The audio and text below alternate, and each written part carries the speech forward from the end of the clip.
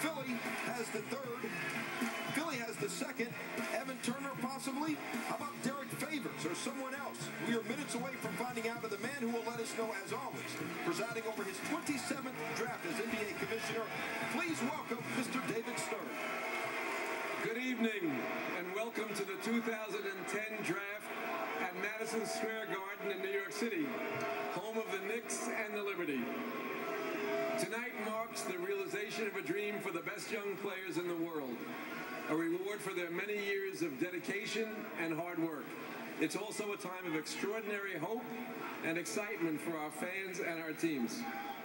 To those of you watching on ESPN and on television in more than 200 countries and territories, or following along on NBA.com, and of course, to all of our unruly fans here, thank you for joining us.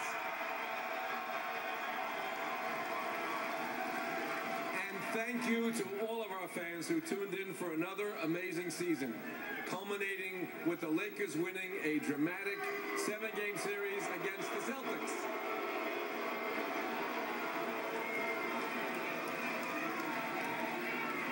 I know the young men hoping to hear their names called tonight just can't wait to compete against the best basketball players in the world, so let's get started.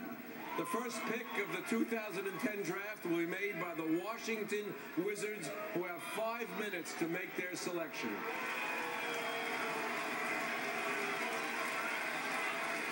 Gotta love New York fans, right? John Wall, how nervous is he? Everyone in the room thinks he will be the first pick of the Washington Wizards. Let's go inside the war room of the Washington Wizards, their draft camp. The movers and shakers and the people making the decisions for the Washington Wizards kind of wonder what they're doing right now, right?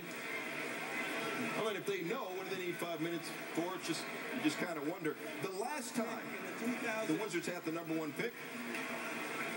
Maybe they want to make sure they don't pick a guy like that. Kwame Brown on June 27, 2001. 2001 NBA draft, the Washington Wizards select Kwame Brown from Wynn Academy, Brunswick, Georgia. Kwame Brown, the first high school player selected #1 overall in NBA draft history.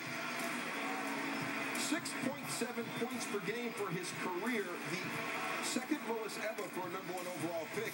He's played for 3 other NBA teams since being drafted by Washington last year with the Pistons. As for the Wizards, Gilbert Arenas suspended by the NBA for the final 50 games of the season for that gun incident. Butler, Jamison, Haywood all traded during the season, so you know they need players and they're busy stacking them up. They won this lottery in Secaucus May 18th. And on June 8th, Ted Leonsis was approved as majority owner. So they have Kirk Hinrich, or they will when the trade is finalized on July 8th. They have the first pick in the draft, and they have Gilbert Arenas. We've been talking about it. Is there any way possible that those 3 guys remain with the Wizards? Absolutely.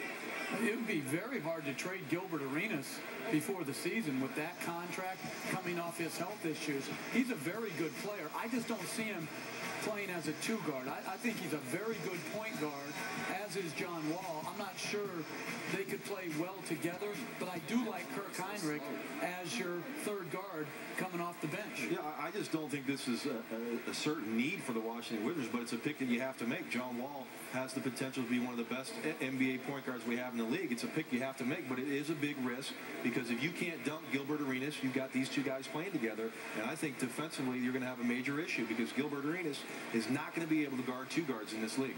Well, one thing I think John Wall can guard 2s. He guarded 2s this year when he played with Bledsoe.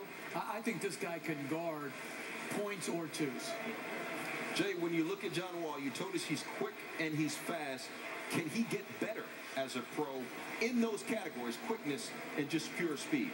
Well, he can get better in the way that he uses them, in the way that he changes pace and changes direction. I think the biggest challenge for John Wall as an NBA player is going to be his efficiency in the half court.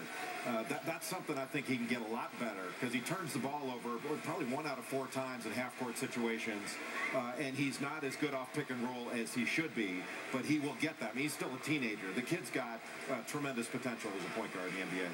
A lot of question marks for the Washington Wizards. Gilbert Arenas, of course, only played in 48 games the last 3 seasons. The pick is in, and here's the commissioner, David Stern.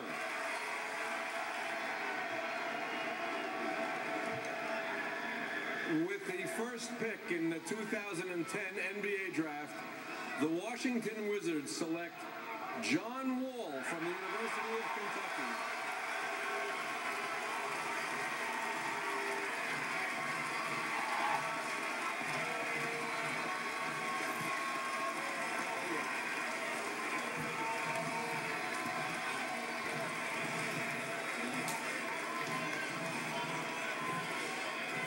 Strong as that Kentucky program is, John Wall is the first Kentucky player ever selected #1 overall.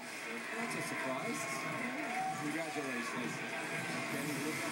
Jay Billis, you've talked about him. He's the man. It's official.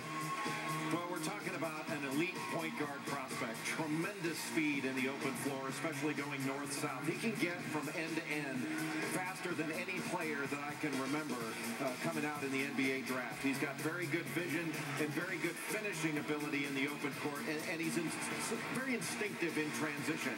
He's got long arms. He's got a 6'9" wingspan, and with his speed, it allows you to play ahead of the defense. And this young man, I think, has got tremendous ability passing the ball. He can improve in half-court situations, but we talked about his instinct. That he can put the ball on the floor and get by people and get into the lane, and when he's challenged, make a play. I think he's got to get better at finishing at the rim when he's being challenged, but where I think he's really special and can be special is at the defensive end. He can make dynamic basket-saving plays. Now, we talked about being a good finisher. When I say good finisher, it's mostly in transition. In the half-court, I think he does need to improve his finishing, especially when he's challenged by a big guy. But we just don't find point guards with this kind of speed. I think he's going to be able to improve his shot. He makes open shots at a pretty decent rate. He makes his free throws, and he gets to the free throw line. I think he needs to improve his efficiency in the half-court, and he turns the ball over a little bit too much. But, again, we're talking about a teenager that's got a tremendous amount of potential, and he's a hard worker that wants to get better. That means a lot, too. All right, here's the reaction from the Wizards draft room when it was official.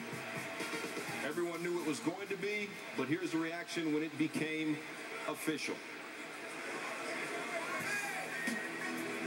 Top point guards, pick #1 overall. John Wall joins a pretty select group. John Lucas, the first from Maryland in 1976 when the Rockets took him #1. Irvin Magic Johnson in 79. Allen Iverson in 96. 2 years ago, Derrick Rose out of Memphis. This year, it's John Wall, the 5th point guard in draft history to get pick #1. John Wall now with Mark Jones.